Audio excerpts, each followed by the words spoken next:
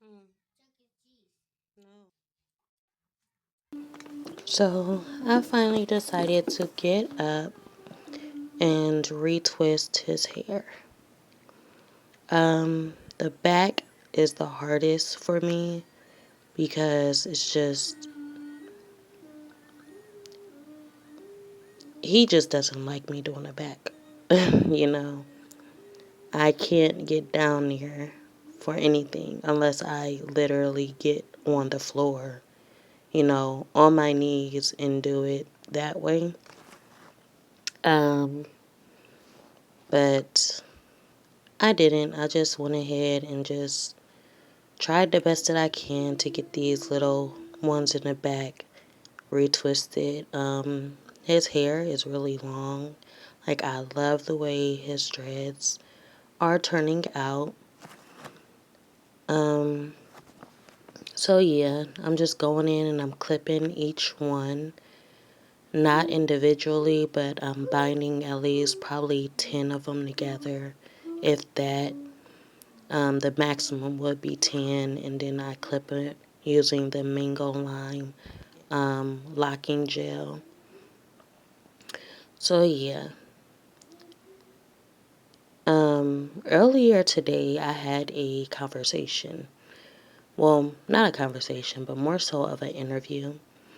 And this interview was in regards to my baptism on the 24th that I don't see myself following through with. After all this time, I loved, the experience, the new experience of just, you know, getting to know the sister missionaries, going to church, getting to know the people in the church, the family, and all of that, the members, and experiencing what they do, and yeah, prayer and their sermons and their, getting to know them. It was a whole new experience, a different experience. But it was definitely worth the time. There's nothing wrong with giving time. I gave my time, they gave their time. They learned something new, I learned something new. We taught each other, and you know, that's more than enough. Um, so yeah, this interview, he had different, they had different requirements as I spoke of before. Um, you can't drink coffee, can't do alcohol, tobacco, no illegal drugs. You can't drink green tea, black tea.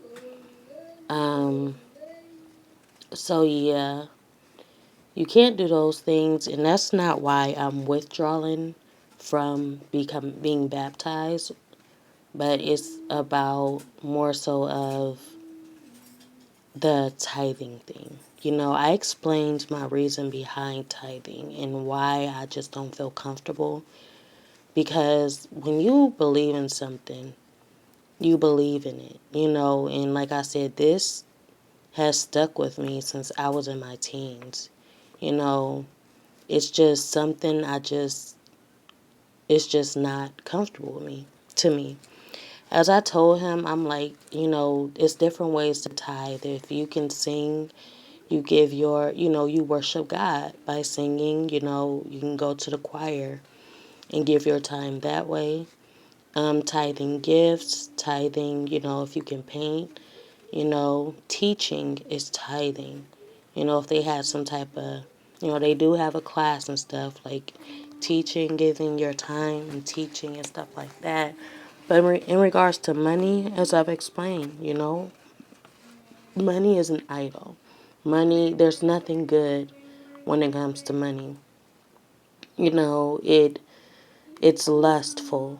It's desire. It's aiming to please you. Your lust and your desires, and there's so much greed that comes along with it. It doesn't sit right with my spirit, and I told him, I don't believe in money. You know, the fact that you want to, you know, I I mean, if that's how you see it, sowing and reaping with money, it's just not where I stand, and I've been there to witness all the trouble that it causes. It's been times where we were struggling and we couldn't get things, and the last, you know, my mom would give her last to the church. And what did we get? They're sacrificing, she's sacrificing what she can be giving us to the church. And all I seen was her struggling. I never seen her get more than she already had. I never seen anything coming good out of that. But for my mom to keep struggling and believing in money, believing that this money will help her and she will get blessings. No, like I said, it's more so about the law of attraction. If you read that book about the law of attraction, yeah, give your money. You give to receive. You give money, you receive money. You know, you want a job. Oh, I'm a sow into this to get me a job because it's in that category. It's in the basket full of, what money. It's basically the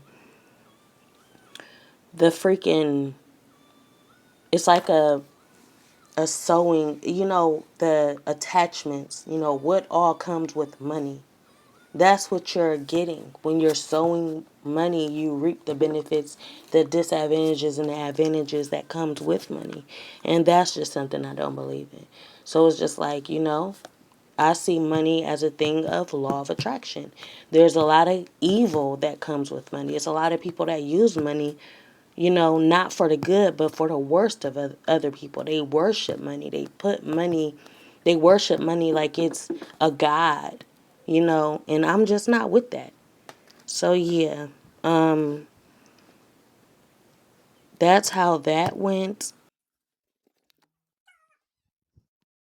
I ain't even gonna lie. I started marking down everything that he was saying. I'm like, can you repeat that list again? Because at first he was like coffee, alcohol. When we got to tobacco, he was like tobacco, no illegal drugs, tea, black, green.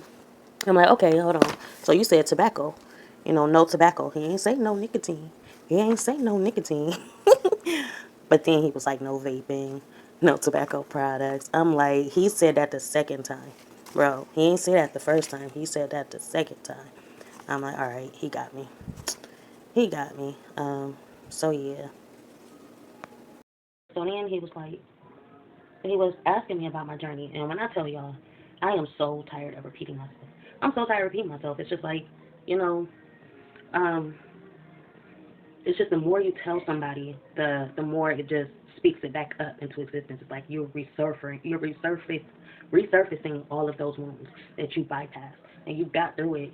But then it's just like repeating yourself. Like it's not, before I was going through it, out here and everybody asking me like, oh, and I'm repeating my story over and over again. Then that stopped and I was going on virtually and it's going on, people coming into my life, strangers and stuff like that. And that's where, we kind of just got to humble ourselves and be patient because it's just like, it's not the same experience, but at the same time, you went through it, you talked about it, and it's just like, I'm tired of bringing it up, and it's just like more people, different people coming into my life, and they're wanting the same testimony over and over and over and over again. I'm tired of explaining myself, and the more you try to move on, the more people is going to want to know what you've been through. And like I said, it's preparation. All of this is preparation. It's preparation for what you're going to have to go through later on in life. So it depends on how I'm going to handle it now, and I just have to be able to speak and be aware, tell them about my experience without reliving it, you know. She also said, sometimes just remember the bad times. Remember the bad times of the experience, and that'll help you move forward. And that is something that you can do. Remember the bad times, but at the same time, my experience is just my experience. What I know is what I know. What I've been through is what I've been through, and that's just how I feel. Like I said, everything is a preparation because I'm talking about that, but at the same time, God had, it's like I said, this is preparation for having a relationship with God, having that relationship because God is going to want you to, follow instructions without any, without any back talk, without any, you know, Can I do this instead? Can I do it this way? Can I do it that way? No, God wants you to do it God's way. And this is, like I said, it's preparing me because just as this man is telling me, you're going to have to give a certain percentage. You're going to have to do this.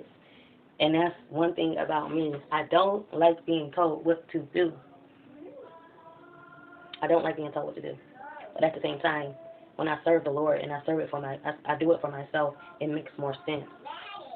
But when I do it, or to just turn everything into, something that it wasn't for me before, it just makes me even more confused, you know.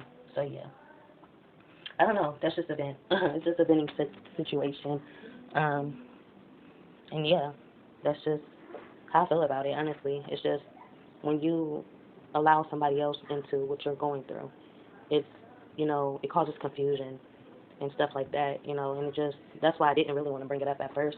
But it's just like honesty. Honesty is a big thing when it comes to dealing with people, or you want to have an honest life, but at the same time, your honest life is causing you to stumble because um, in the midst of you having an honest life, you're not getting that same energy from them. You know, I told you all about me. What about you? That's just where I'm at on the page now.